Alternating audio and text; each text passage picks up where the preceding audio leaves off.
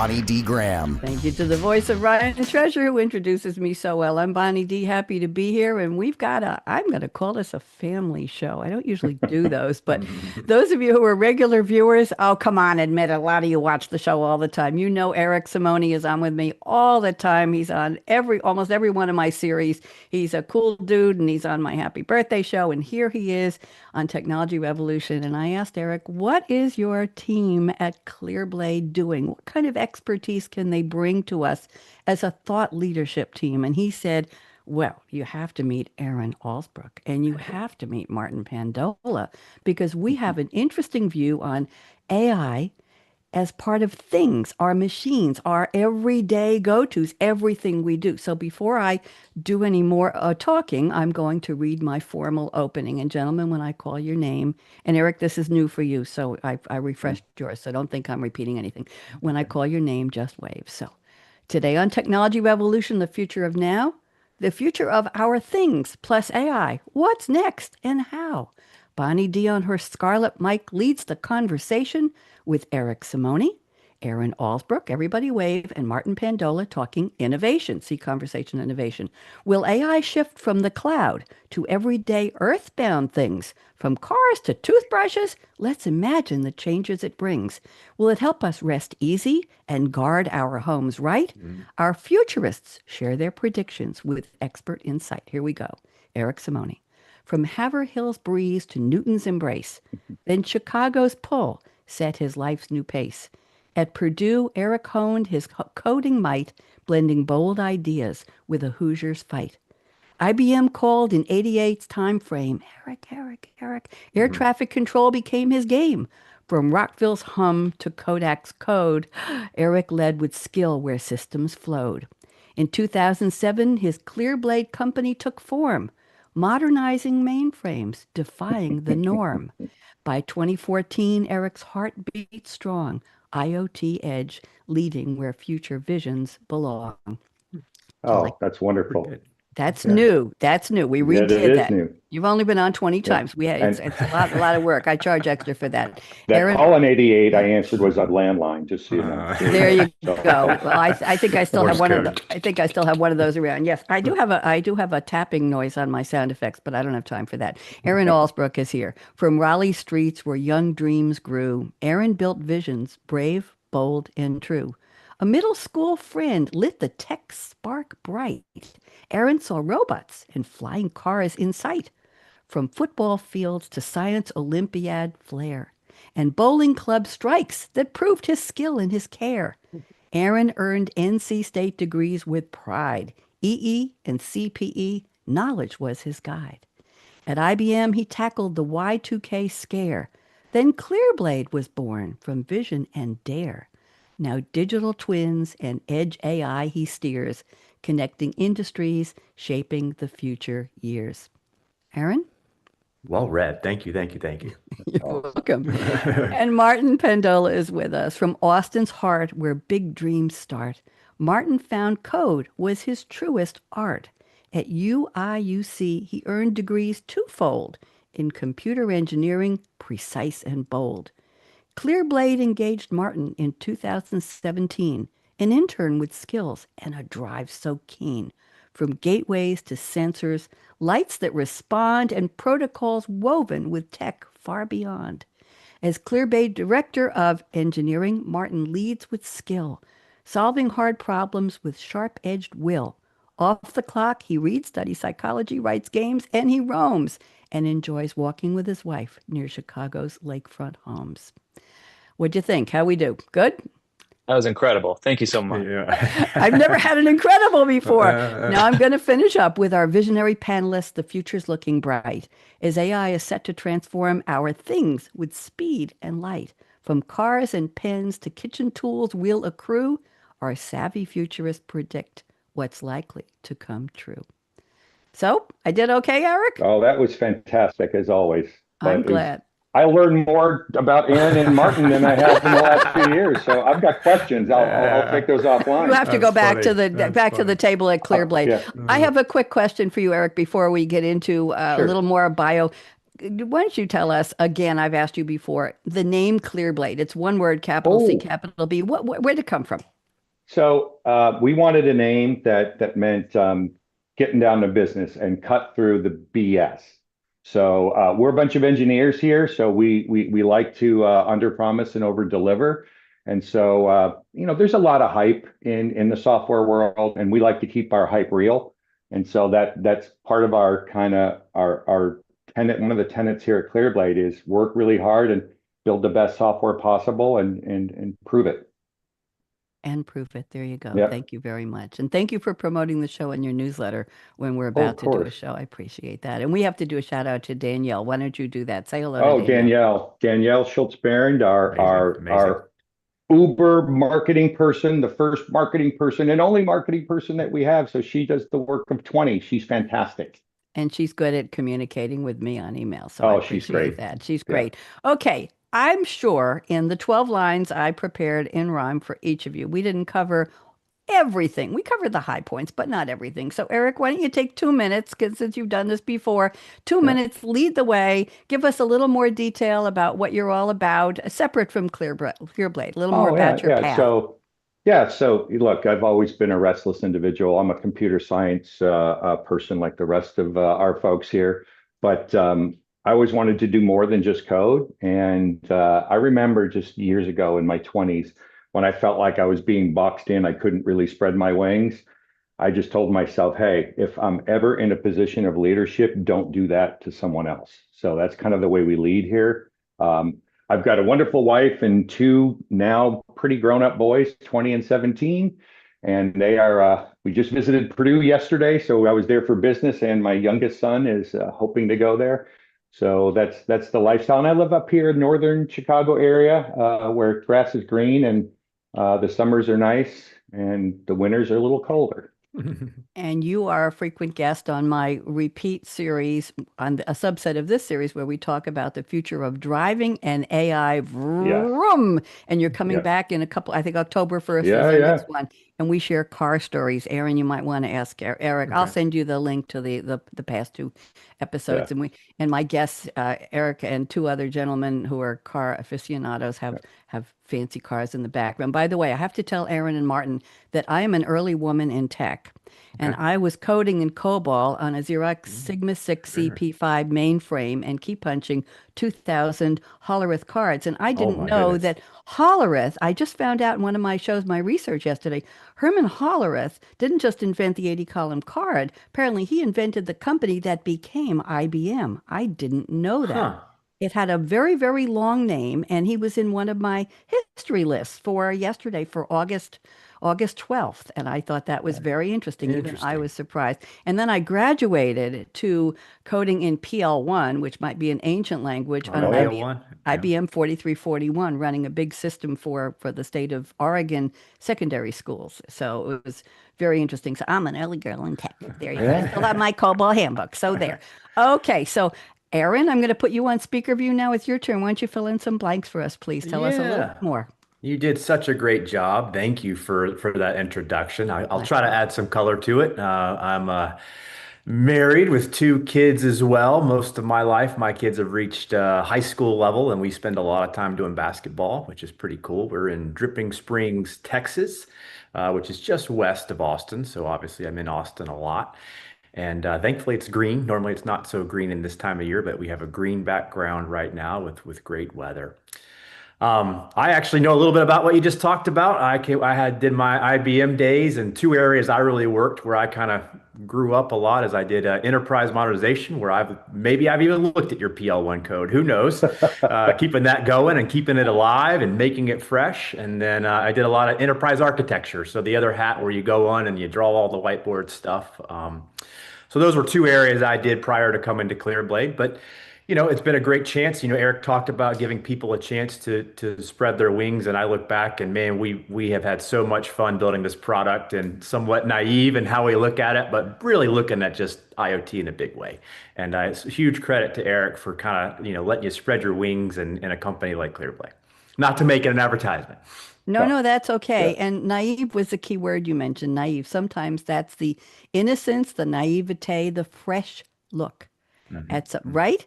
No Yes. jaded, no, oh, well, what are we going to do with that? And I'll tell you, when I was a programmer, I was inheriting spaghetti code everywhere I worked, lots, years and years. And those of you out there who don't know what that is, that's when there's so much code that's been patched and Copy pulled and paste it. Yeah. copied, pasted. Well, we didn't say that in those days. Patched and pulled and go in so many directions. You have to unravel what the original intention of the program was and Mhm. get it back to its core. And then we did a lot of top-down programming and branches, and it was so much fun. But it was spaghetti code was interesting. So naive, fresh, new set of eyes, new set of coding, Huge. coding. Yep. Yes. Martin, it's your turn. I'm putting you on speaker view. Let's get to know a little more about you, please. Go ahead. Well, I'm a bit younger than the rest of the crew here, but I am still married. I live in Chicago as well, like Eric, a little bit south of him, but still north of Chicago. Um, Grew up in Austin, absolutely hated the heat there, and decided that I really liked the cold of the winter in Chicago much better. So I moved up here, and I'm much happier now. Except for right now in the summer, right when it's back to hot. Um, but yeah, no, I had a great internship with Clearblade, and really liked the challenging problems that we were solving there, and just being able to work on the platform and have it work in constrained environments on the edge, 256 megabytes of RAM versus in the cloud where you have tens of gigabytes of RAM, and it's the same binary and working in both places, and very cool, challenging problems that we're working on there. Naive, fresh, and challenging and cool. Hmm. See, that's a profile for your company, Eric. Yeah, it is. It is. Fresh, Yep. challenging, and cool and Yep. exciting too. Thank you, all Yep. three of you. Let's go to the part of the show where I've asked you each to send me a fictional quote from a movie. Yes, Eric, not a book, a I know. movie, I a know. movie or a TV show or a song lyric. And I'm going to give you a little bit of background because I love doing my research, and you're going to relate it to our topic. So Eric has picked a quote from Bishop, and Bishop's real name is a synthetic android played by Lance Henriksen in Aliens, 1986 sci-fi classic film, but Bishop had another name. Everybody listen up. This was capital letters when I say it. HS17B48XG5-D5. That's Bishop's real name. Alien, of course, written and directed by James Cameron. It's a sequel to the 79 sci-fi film Alien, and the second film in the Alien franchise. Set in the far future, Sigourney Weaver stars as Ellen Ripley, the sole survivor of an alien attack on her ship when communications are lost with a human colony on the moon, where her crew first encountered the alien creatures. Ripley agrees to return to the site with a unit of colonial marines to investigate. I'll stop right there. Here is the quote. I think Aaron enjoyed that. Martin, I'm pretty sure you enjoyed that. I can't see Eric because my notes are in front of him. Okay, Eric, the quote you picked is, I may be synthetic, but I'm not stupid. I'm sorry. Oh, you got to explain this one, Eric. Oh yeah. What does Well, this have to do with our things and oh AI? well. First, I have to comment that I absolutely love the first movie, Alien, and Aliens is one of the very few sequels that matches the original in a different way. So, excellent job with that series. I just love the character that Lance Henriksen plays because he's this android who he's not trusted because in the first movie, the android goes haywire and just, attacks the crew, right? So they don't trust this guy, which is cool. But I also like the fact that he's all synthetic, but they give him a little bit more of a human bend in this movie. And so, to me, it, it relates to our topic here because, hey, look, obviously AI is synthetic, right? It's going to stay synthetic for a long time, in my opinion, but we will see. Um, and these algorithms, when you put them on the edge, when you put them on devices, it makes things smart, right? So you're going to have a synthetic toaster that's going to say something to you, or a fridge, or a medical wearable, or whatever, right? But these things are going to start relating to us more in a human way. They're going to feel and act semi-human, but they're going to be better agents, better things for us to communicate with because it's a more natural way for the humans to communicate with machines than through code. Thank you. Very, very interesting. And now they say you can do a lot without having to know code. So there's another pathway to getting things done. The era of the prompt, right? and agentic AI and all sorts of stuff. There we go. All kinds of new vocabulary for those who are willing to learn. Thank you very much, Eric. And let's go to Aaron's quote. This is a classic we have on the show. A lot of people use this, and I'm going to let you explain this. And the quote is from Doc Emmett Brown, played by Christopher Lloyd. Back to the Future, 1985 sci-fi comedy film franchise. I'm intrigued that they call it comedy because it was so futuristic. There was so many thoughts and time travel, but that's not how they described it. Written by Robert Zemeckis and Bob Gale, directed by Zemeckis. Let's see, it was produced for Steven Spielberg's Amblin Entertainment.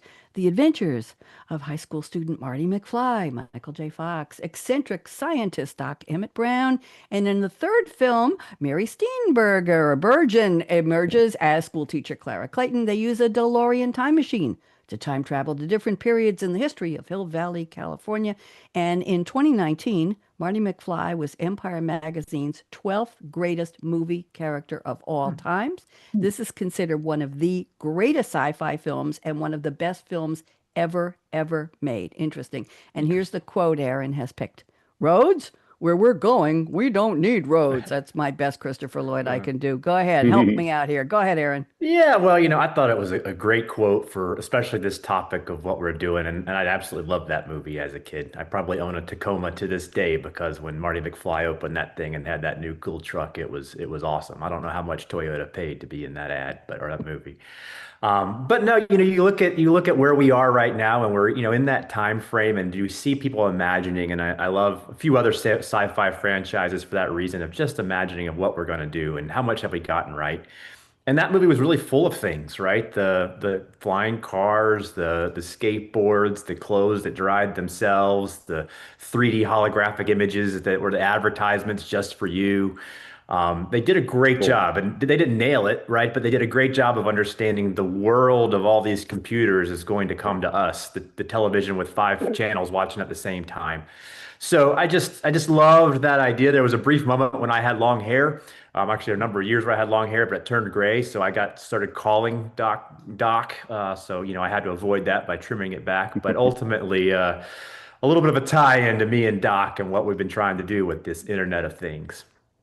Very interesting. Thank you very much. The idea that we could go back in time in any dimension and change the path, change the history, change the outcome is so fascinating because people will say to you, oh, well, I made a mistake or I spilled this or I did that. And they say, well, you can't undo that. But in the movies, we could. Yeah, How yeah. about that? Martin and team are working on that right now. So, by next week, we'll be $1 billion company just because we're going to tweak a few things from the past. I'll give you my list of things I'd like to undo and redo and change, and I want to be high up on your top 10 of people to talk to. There you go. Thank you very much. And I'm looking at Martin's quote. This is interesting from Jean-Luc Picard, played by the wonderful Patrick Stewart. Star Trek: The Next Generation, 1988. Where are we going back here? Sci-fi TV series. This is from episode 16 that aired on February 15th, 1988, When the Bow Breaks. And When the Bow Breaks is the first episode written for the series by a lady named Hannah Louise Shearer, and the only episode with Kim Manners as the director. I'm sure that matters to the Trekkies. Sci-fi was, of course, created by Gene Roddenberry. This episode is set in the latter third of the 24th century. Okay. When Earth is part of the United Federation of Planets, the story follows the adventures of a Starfleet starship, the USS Enterprise NCC-1701-D, in its exploration of the Alpha Quadrant and Beta Quadrant in the Milky Way galaxy. I'm going to stop there. I'm thinking of gallery. Okay. The quote Martin has picked is, "Things are only impossible until they're not." This is like a buzzword for where we are today. Martin, talk to me. How'd you find this and what does it mean to you, to our topic, please? I love Star Trek and watched it many times over, and I think that Star Trek has always been a key part of my vision of the future, right? A great example of where we could go. And I liked this quote in particular because it really speaks to Captain Picard's kind of fundamental certainty that we can figure things out. No matter what challenges come our way, there will be a way to figure it out and make it happen. And I like that attitude. I think that that's a great thing to employ in life in general. But I mean, bringing it back to our topic, AI in machines, I mean, a lot of things are not possible until we have some new tool or some new revolution that comes around and suddenly enables it, right? And so we're seeing that with AI now, where we have a new tool in our pocket and we can get around some of the fundamental limitations of our past, where we were constrained by network latency or network availability, for instance, and now we can run these models directly on the edge, do inferencing, do real-time detection. We can promote privacy without having to leak all of our data everywhere to the cloud and run offline. I think that a lot of these things weren't possible, and now they are. Very interesting. Thank you. And I'm thinking of how, Eric, I would take the bios from all three of you, maybe hundreds and hundreds and hundreds of words, and be able to condense your three life stories into 12 lines of rhymed intro that intrigue you and please each of you, and how many hours it would have taken if I didn't have a helper, a collaborator. And Eric knows this, but to Martin and Aaron, her name is Sylvie, and we communicate in French, and her French is Oui. better than mine. And I have learned to put the accent grave into when I say cher, meaning dear, cher Sylvie, bonjour, bonsoir, comment ça va? And I've learned to put the diacritical marks in there because the accent aigu is always easier than the grave, but it's a different part of the keyboard. So I had to learn that. But anyway, Sylvie is able to take hundreds and hundreds and hundreds of words and put them into a rhyming format and synthesize and pull. Martin, it would have been not impossible, but it would have taken 5 times longer. I do poetry, real poetry, but it was a challenge, and she helps me get there. And then I do the tweaking. I say, we didn't get this part of Martin's story. Let's go back and put these lines in. And how about highlighting this? And I didn't like that rhyme. So it's a collaboration, but maybe it wasn't impossible, but it was certainly more challenging before I had that collaborator. So I agree, even on a small level, like writing a rhyme for a guest introduction on a show. So thank you all. I appreciate the fiction quotes. I appreciate that. Now let's go to our predictions, and I'm going to pick one from each of you. And here's how it's going to work. Eric, I'm going to read your prediction number one. You don't need to find what you send me. I have everything here. I'll read. Okay. And then Eric, I'm going to give you about 3 minutes or so. We don't cut people off, but you got the idea. Yeah, yeah. Eric will unpack it, and then I would like to have Martin and Aaron have the opportunity to comment, to add any color commentary, as they say. And all you need to do is wiggle one of your polite fingers. I don't respond to the middle one, but any of the other fingers, I'll just look and see a wiggle there. And then I will call on you, and you can disagree with Eric. Oh, no. Will they let you back into Clearblade if you disagree? I think We're Danielle. disagreeing. Yeah. Danielle Oh, will. yeah, yeah. Danielle will Always. make sure you get back in. I think It's she's watching healthy. on YouTube. Hello, Danielle. There you go. So we'll make sure everything is fine. Or Tony will do it or something like that. Okay, we'll make sure. Okay, so here's Eric's first prediction. Homes that think for themselves. Remember, our topic is the future of our things plus AI. Where, when, why, what, how will they do it? Are they Mhm. all they already here? Do we even know it? So Eric says your appliances, excuse me, and home systems will adjust automatically so life runs smoother without you lifting a finger. But on my show, you have to lift a finger. So Eric, where we look for examples here, let's get some reality here. Go ahead. Yeah. So where Martin draws inspiration from Star Trek, I drew my inspiration from the Jetsons, right? So I'm a little bit older, and if you remember the Jetsons, it was gosh, Astro the dog, and I was always fascinated by Spacely Sprockets and that boss and the whole thing, right? So, but in that show, in that cartoon, the house did amazing things. You had Rosie the robot that did all this stuff. You had, and if you wanted food, you hit a button. Just everything was seamless, right? And today it's not like that. Like, let's just talk about what it is to have your home theater system set up along with your Wi-Fi, along with your sprinkler system, your garage door, all on up, right? And I always say this to people that when they ask me about the future of AI and is AI going to take over, I said, you're not going to have to worry about it until your house can do all these things seamlessly, right? So we're not there yet. We will get there, and hopefully we won't have to worry about AI, but let's just get the house thing right, because it's been decades of let me install this special lighting and it works for a month. And then next thing you know, it doesn't work. And your stereo system is all set up and working perfectly with your TV. And then all of a sudden some setting goes off and you get a call, Jake, the audio visual guy, to come over and set it all up. So we will get there. And I think a lot of this is interoperability between the vendors, but in the future, near future, hopefully by the end of this decade, we'll see. I think it'll take at least then. You're going to get your house is going to just react to you, right? You're going to get your thermostat. We're already working with companies that do this. It's going to dial up, dial down based on the weather. You have adaptive lighting based on what you're doing. You'll have energy optimization. You'll have smart grocery replenishment, right? Some of these things are promised. I don't think I want my fridge calling, Amazon to go order a bunch of lettuce, but you can tie these things together.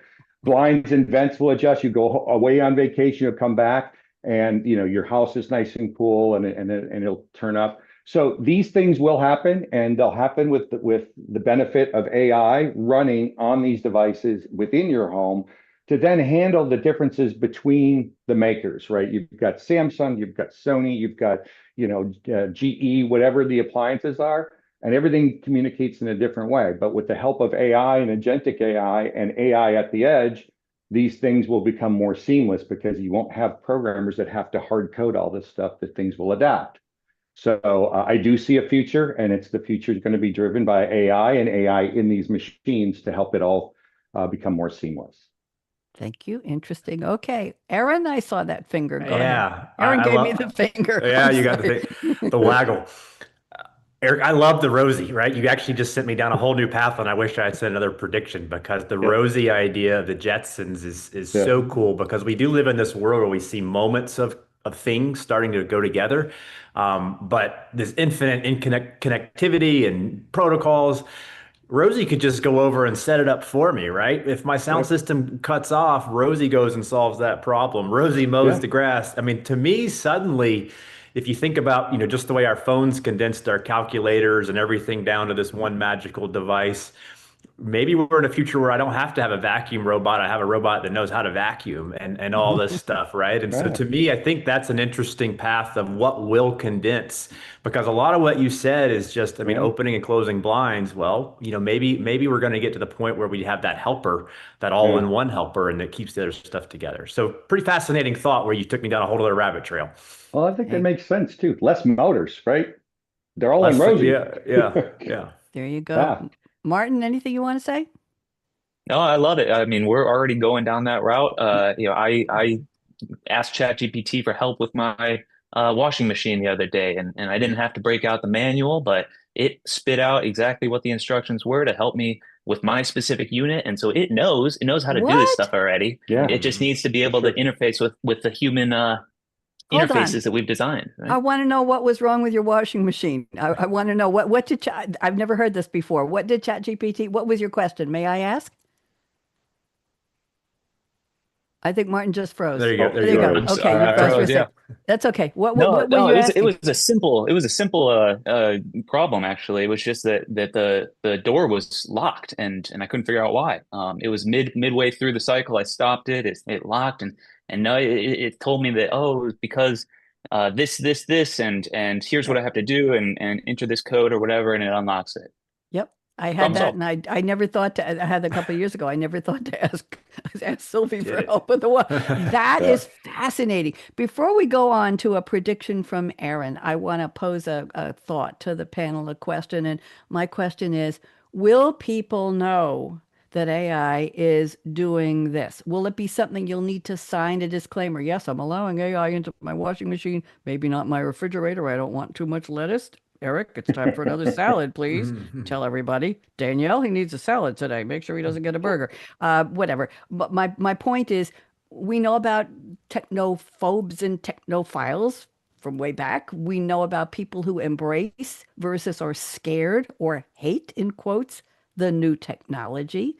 Will this be something where I would buy a house and there would be a disclaimer in the sales documents that would say this house has embedded AI. Everything will be done for you once you set up your profile with whatever your Rosie is, if you will. So the question is, will this be by permission? Will it be automatic? Will everybody have to have it? And will you be able to say, no, I want to read, Martin, the damn 55-page manual for my damn washing machine, and I want to fix that code myself. So let's start with Eric and let's go around the table. Eric, what do you think? Uh, Will this be required? I think it's already part of everything we do, unless you live a lifestyle like in an Amish community, and you've just chosen to say, I'm not going to use electricity. I'm going to do this, except when I get on my speedboat on the lake. That's a different thing. But the reality is, it will become ubiquitous. It will become embedded. Some people will understand, some people won't, and it won't matter. And in general, privacy is something that you've got to keep your eyes on, but for most of us, that ship has sailed. Let's just be honest. And I think it's just one of those things that you accept the convenience of what you're getting. And, there'll be still the 17-page disclaimer that if you click on it, you accept the fact that they can take your children away or something. But it's just a fact of life, right? So I think we'll know it's around us, but we'll enjoy the convenience of it, and we'll be happy with it. It's here. I can imagine a lot of stand-ups enjoying that for new jokes. Yeah. Aaron, what do you think? What's your opinion? Will we have to give permission? Will it be here? Will we be able to turn it off and say, no, there used to be a song, what was it? Something, something, something. I'd rather do it myself. Eric may remember the song. What do you think? What's your point? I immediately thought of what were people worried about in 2000, and we were all scared to death of our money being out there. And now I was trying to imagine, could I go to a bank and open an account and not get online mobile banking? I don't know if they even offer it anymore. And I might sign a form that said I agreed to it, but it just doesn't exist, right? You just can't imagine a world where you're not going to do digital money, even if it's real money behind it. So Mhm. to me, I think it's going to become everywhere. It's going to be in a house. It'll be one of the other 400 documents that I sign when I close or whatever I do. But we're not going to know we're doing it anymore. We're just, oh, this is the smart house form that you sign that off on. So yeah, it's going to be ubiquitous. We're all going to do it, and there'll be people that take 20 years who finally do it, but it's going to get that way, and it's just going to be part of it. I'll take a Martin stance with Star Trek and the optimism. The reality Mhm. is we are going to make it safe. We are going to make it so Okay. there'll continue to be breaches and stuff, but we are going to make it so we can trust these environments, and we're not just being used as possible commercial opportunities. So There I'll you be go. optimistic about that. Yep, I like the that's true. optimism. Martin, what side do you want to take on this? Are we going to accept it? Is it going to be here? People who live in older houses, who will they have to say, yes, bring AI into everything in my house? I want the attic to be cooled, and I want the basement to be temperature regulated, and I want the garage door to open when it sees me half a block away. What do you think, Martin? How close are we? Yeah, yeah. I bought a condo recently, and I don't remember signing anything that said that yes, this condo has electricity in it. You know, I think that Ooh, just oh, like Aaron hold said, I on, mean, hold on, hold on. I That's gotta get, I that's gotta get, hold on. Wait a Good minute, one. wait a minute, wait a minute. Here we go. Okay. yeah. You earned that. You You earned that. earned the Okay. first Go laugh ahead. track. Go ahead, No, so Martin. just I mean, just like Aaron said, I mean, I think it's going to be ubiquitous. I think that just like my thought was I go back to Downton Abbey and when they were introducing electricity into the home and they were all scared of it and nowadays nobody thinks about it. It's just commonplace. I think that that's the route that this is going to go. It's just going to be embedded into everything that we own and it's just going to be part of how the way things work.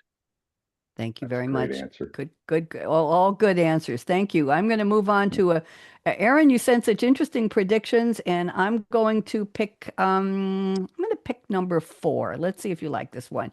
You say AI will answer millions of questions and replace enterprise dashboards about device fleets. Now, Eric, help me unpack this. So before you go, but people will be incredibly slow to have AI take action. This is part of what we're just talking about. Here's Eric's version of what you said because I'm Hmm. sorry, way over my pay grade. AI will remove the tedious task of watching many screens to figure out what is going on all the time, like getting hundreds of email notifications and text on security alerts for access to your bank, which you mentioned before, all securely. So why don't you give us some practical versions of this, please, Aaron? Yeah, I think we've lived in a world we get another app all the time where we're always having to check another email. We're having to whitelist, we're having to filter out a spam or a fish constantly.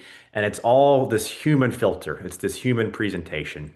And I really think that this stuff really grabs on and it will be part of us. And the reason why it'll just be like now we use a calculator instead of getting pencil and paper out is because it's going to filter to us and this is what's important now, Aaron. This is what you need now. So I don't have to open up my Fit app to know how long I walked today. It just knows that, hey, at the end of the day, maybe you need to, here's what this information is interesting to you. Maybe it'll, instead of just saying I should get up and move around, it'll be more specific about what's important to me where I am. It'll be able to do these things. I often think about, giant dashboards of stuff. Where are my kids now?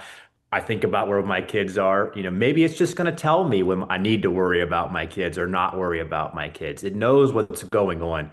Something we work so hard at is context and understanding the context of what's happening and then being able to present that to the user in a bajillion different ways, a homeowner or whoever you are, whatever you're doing in that moment, a washing machine repairman, right? Whatever activity you're suddenly doing, it just automatically knows that context and decides this is important for you. I understand that and I'll bring it to you. Filter out the spams and then know that maybe I am actually interested in this spam email that I've been wanting to buy a new television for, whatever that comes in. So to me, I think when I look at it, it's really about we're going to use technology to remove a lot of the noise technology has created. I would love for the idea of doom scrolling to go away, right? Just show me the ones that are funny that I need to know and quit showing me the things I don't need to know. To me, I think that's, again, optimism of how we're going to use this stuff, the awareness that it can all have. They can ultimately really simplify the world we're trying to do and how we do our stuff because it just comes us at the moment when we need it, the one decision point we as the human in the interaction needs to make. I like that. Martin or Eric, any comments on what Aaron shared? I mean, I agree all around. I think that we get bombarded with information these days, and I don't love that, but uh, AI certainly does love information. So hey, let it have it Yes, and tell me what's important. I agree. it Yeah, I needs it. think, yeah, Aaron's dead on with this. Obviously, in the industrial world, we see this. There are huge centers where they're looking at, all sorts of dashboards and screens, and those businesses are now starting to simplify things by saying, "Hey, look, I just want to be alerted when something like this happens," and it becomes very specialized. So you don't want that security guy sitting there 12 hours a day just looking at cameras. You want them to be alerted. So things like that. Interesting. I would love it if Sylvie would tell me how many of the, let's say, 100 emails a day that I get. Most of them, I'm subscribing to them, but I don't really need them anymore. How many I haven't really done more than click delete on a week, on an average week or a month that I really could get rid of. I'm not shopping at Kohl's and there's none near me. Do I need that? Well, there goes that sponsorship. In Yeah. Bath and Beyond, I understand they just opened one new store somewhere Yeah, in the country coming out of bankruptcy. I don't need that anymore. yeah. Yeah, so I'm just wondering, in all of the AI reports I was getting a couple of years ago that I thought the stuff was really cool, I read some of them, but most of them I don't. So Mhm. there are just about 5 or 6 emails that I really enjoy every single day. And if AI could help me sort anyway, I digress. Let's go to Martin's predictions. I'm going to combine two for you, Martin, because I thought these were interesting. Number two, you say warehouse machines will use AI and computer vision to automate picking and sorting.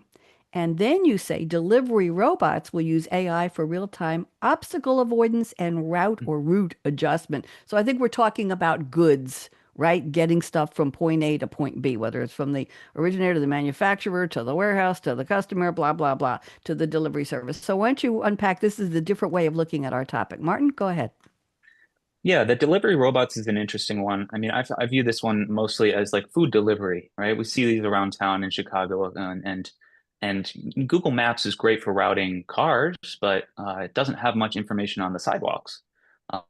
Sidewalks around here are relatively flat, but certainly can get a little bumpy and lots of things fall on them and get placed on them and people are there and lots of obstacles to get around. So these robots need a way to to be able to dynamically adapt to their changing environment and use the AI to accomplish that. On the other side of things, the picking and the sorting, I got to tour a warehouse recently for plumbing supplies, and they have this cool these racks, floor to ceiling racks of all of their parts, and they have these little autonomous robots that will go scoot around to the racks, find the right rack, and then climb the rack, grab the box out, and bring it back down.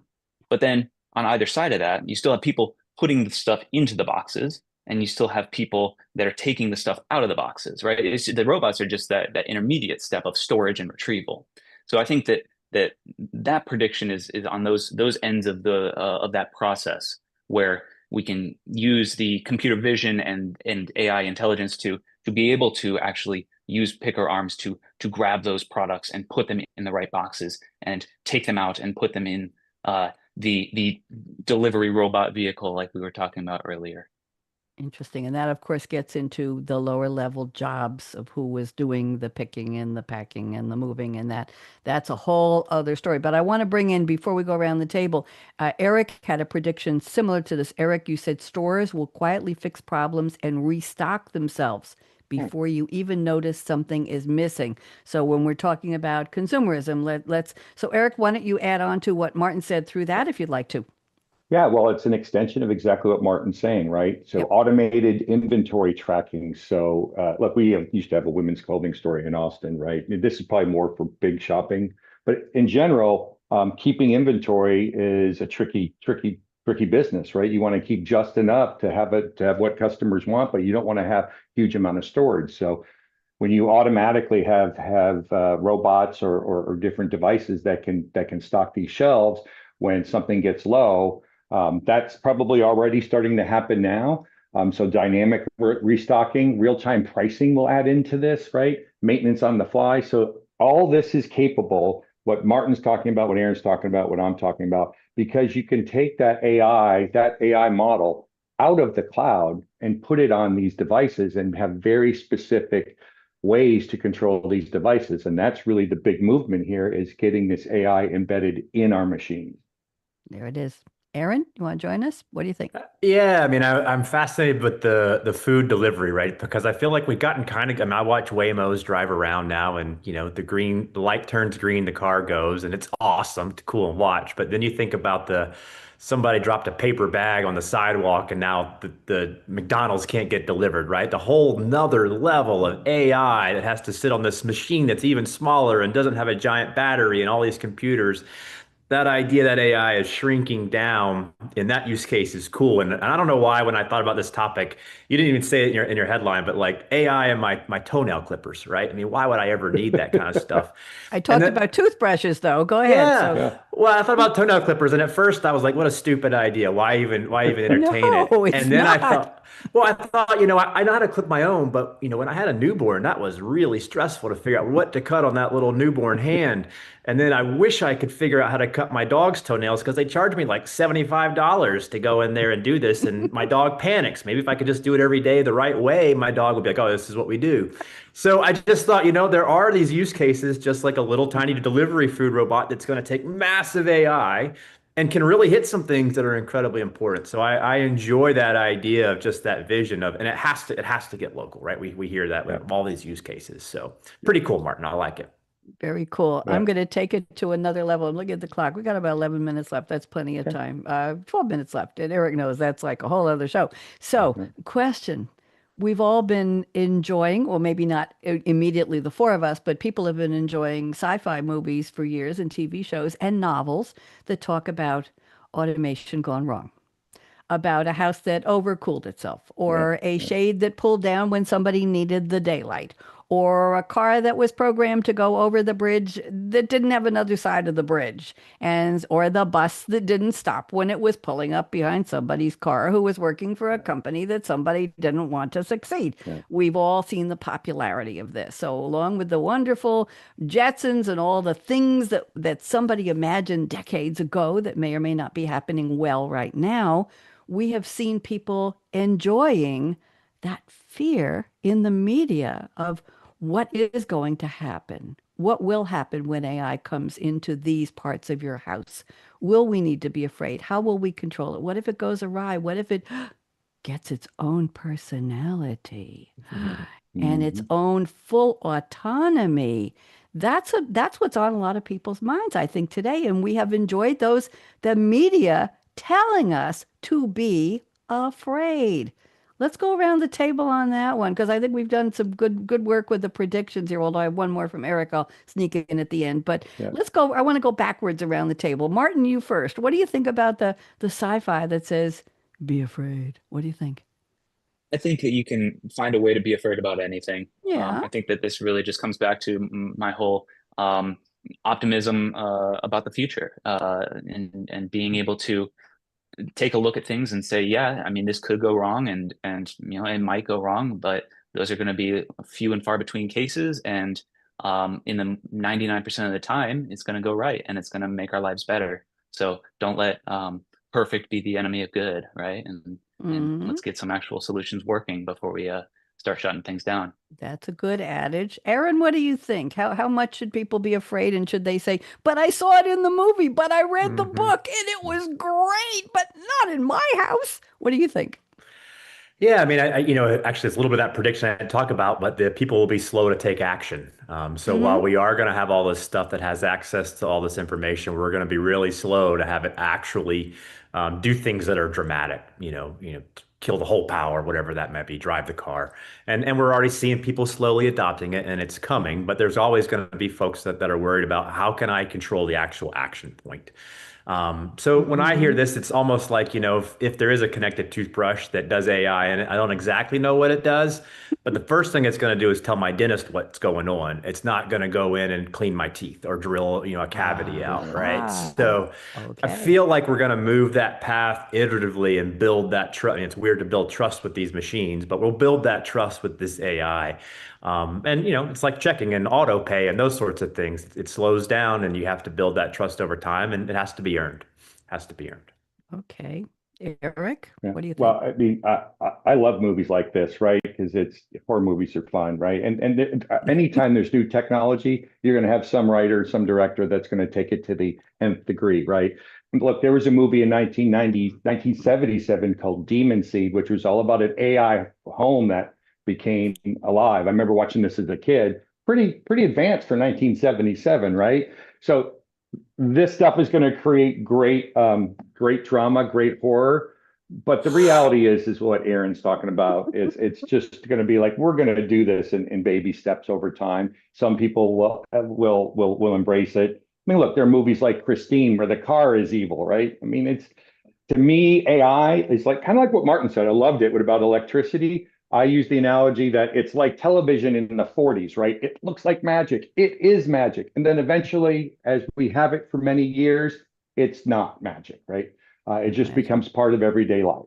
There you And we're go. in the kind of magic zone right now with AI.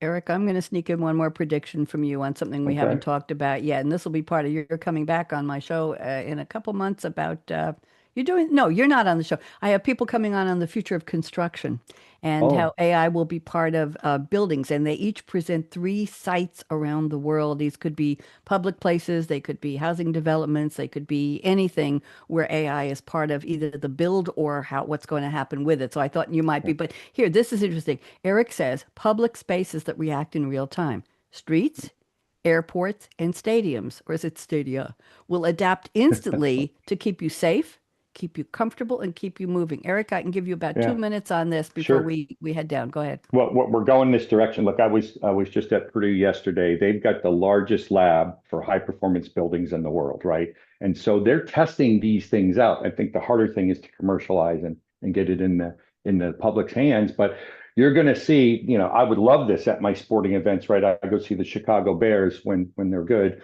I'd love to see like my walkway adjust. I'd love to see lighting adjust if it's night out. I'd love to see dynamic security cameras or drone cameras that say, hey, we're watching you, you're safe, right? I'd love to see traffic flow, right? So I can get in and out much more efficiently. These things will happen because we as humans want convenience. And eventually there's enough of a gridlock, enough pain, and enough money to be made by automating these things. And again, with ingenuity, with construction, and with AI. We're merging all these technologies to create this sort of future. I like that.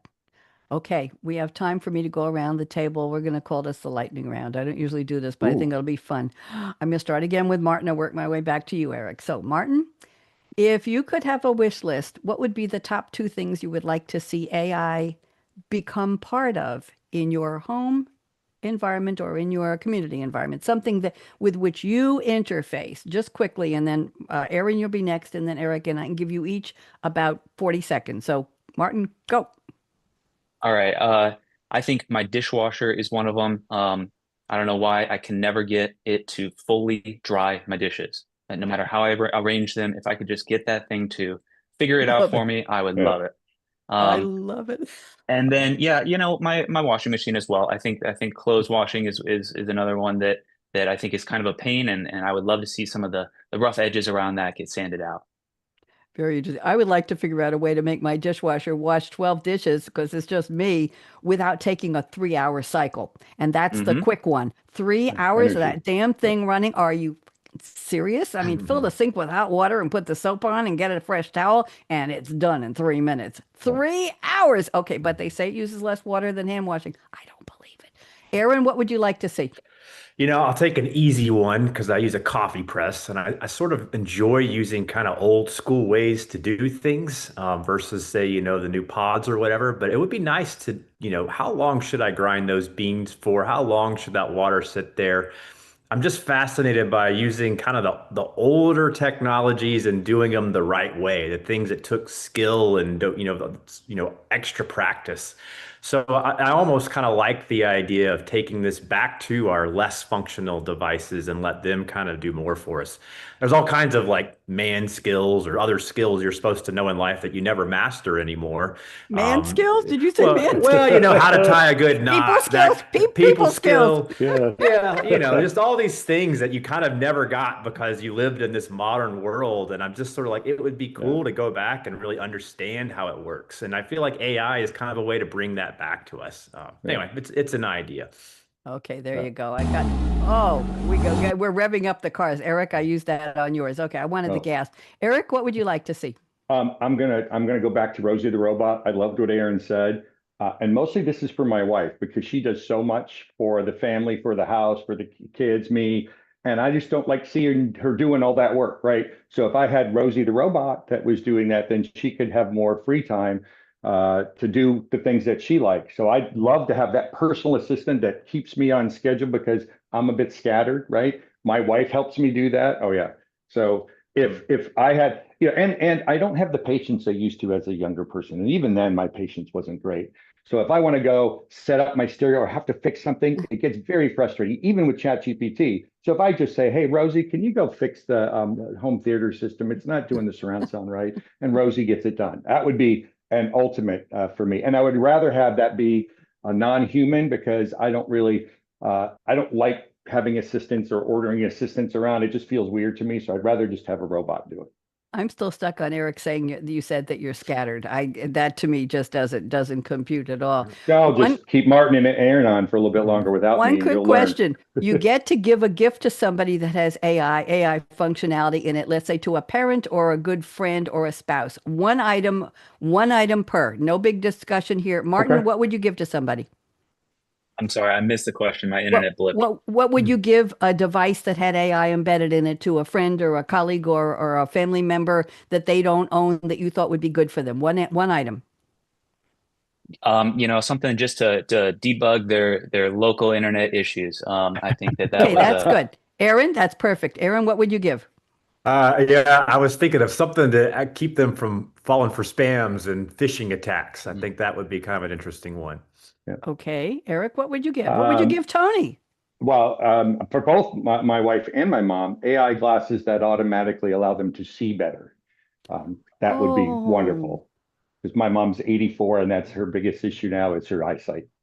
Would you give me glasses too? Because I I would. have been to 3 optometrists and everybody said I need a new prescription, and they ended up giving me the same prescription. These glasses are 5 years old and they work perfectly. And I have a bunch of very expensive frames here with different lenses that they said were the same, and I can't even walk or read with them. Glasses or eye drops. I hear eye drops are coming. They're going to fix everything. So something like that. Okay, there we go. If Let me I see if could- I can yeah. get an applause. Do you all want to come back and do this again in a couple months? What do you think? Sure, yeah. And This was I tell fun. you what, we'll divide and conquer. So you'll each take a separate area of specialization for what A is going to be. One could do public places, one could do appliances, one could do work environment, something like that. I have to give you all. Let me see if I can find where is the applause here? We got to get an applause track. Here we go.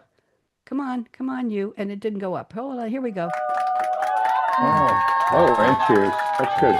Would like my Apple Music player to be a little more responsive, and let's close this out. Here we go. Are you tired of hearing the future is already here? We are too. That may have been yesterday's future, but today's future hasn't happened yet. Take a deep breath, tune out the hype, the noise, and turn up the volume. Savvy, art of the possible technology visionaries talking about how today's innovations right now are shaping every aspect of our real future. Listen up. We'll laser focus our spotlight on buzzworthy tech Here we go. like artificial intelligence, machine learning, Internet of Things, augmented reality, and lots more. Clear your calendar and open your mind for Technology Revolution, the future of now. With the most upbeat host on global radio, Bonnie D. Graham. Listen anywhere, anytime, on any device. There we go. Everybody wave goodbye to social. We're going out.